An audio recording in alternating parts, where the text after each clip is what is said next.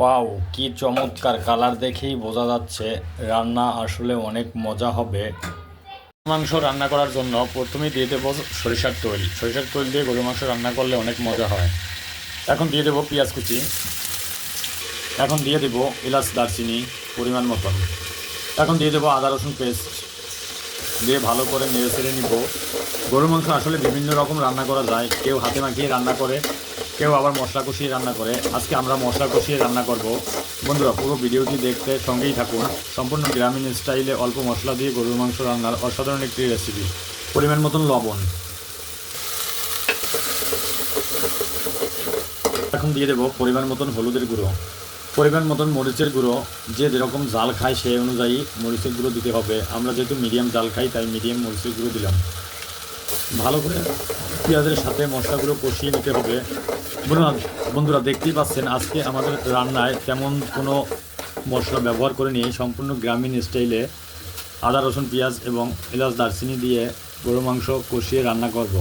পুরো ভিডিওটি দেখতে সঙ্গেই থাকুন। আসলে রান্না হলো সম্পূর্ণ টেকনিকের ব্যাপার। যে রান্না করবে তার উপরে নির্ভর করে রান্নার স্বাদ। যে যত দক্ষতার সাথে সুন্দরভাবে মশলা কষিয়ে রান্না করতে পারবে তার রান্না তত বেশি মজা আসবে। কষানো শেষ। এখন দিয়ে দেবো গরুর মাংস। গরুর মাংস দিয়ে খুব সুন্দরভাবে কষিয়ে নিব যাতে মাংস মশলার সাথে সুন্দরভাবে ঢুকতে পারে। গরুর মাংস আসলে অনেক মজার একটি খাবার।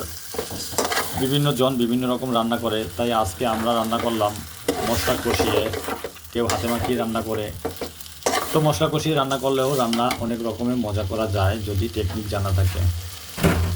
গরু মাংস রান্নার সময় বারবার খেয়াল রাখতে হবে মাংস কষানোর সময় যাতে নিচে পোড়া না লাগে, তাই বারবার নেড়ে চেড়ে নিতে হবে।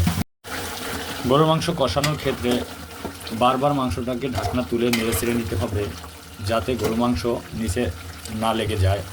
আর অল্প পানি দিয়ে এভাবেই মাংস কষিয়ে নিতে হবে। আবার ঢাকনা দিয়ে দিলাম।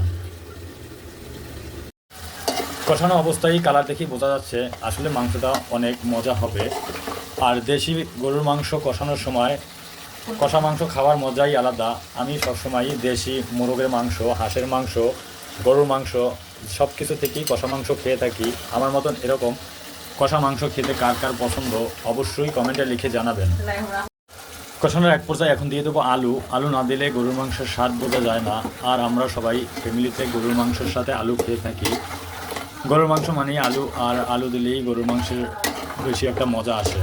আলু দিয়ে এখন আর কিছুক্ষণ গরুর মাংসটাকে কষিয়ে নিব। আলু দিয়ে গরুর মাংস কষানো শেষ। এখন আমরা দিয়ে দেব গরম পানি। গরম পানিটা আগে থেকেই করে রাখছি, যেহেতু গরুর মাংস কষানোর শেষে পরিমাণ মতন গরম পানি দিয়ে দিলে মাংসটা সিদ্ধ খুব দ্রুত হয়। ঝোলের পরিমাণ যে যেরকম পরিমাণে ঝোল পছন্দ করে তার সেরকমভাবে পরিমাণ মতন পানি দিতে হবে। আমরা যেহেতু মাখা মাখা রাখবো তাই মিডিয়াম পানি দিলাম। এখন কিছুক্ষণ মাংসটা রান্না করে নেব। বন্ধুরা, আমার গরুর মাংস রান্না এখন প্রায় শেষ পর্যায়ে।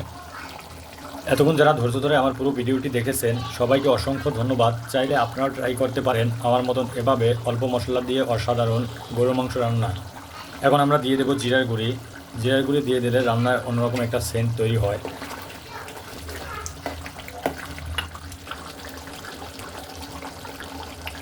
ওয়াও, কি চমৎকার কালার দেখেই বোঝা যাচ্ছে রান্না আসলে অনেক মজা হবে। আপনারা চাইলেও ট্রাই করতে পারেন আমার মতন এভাবে গরুর মাংস রান্না। আজকে এ পর্যন্তই, আবার দেখা হবে অন্য কোনো নতুন ভিডিওতে। আসসালামু আলাইকুম।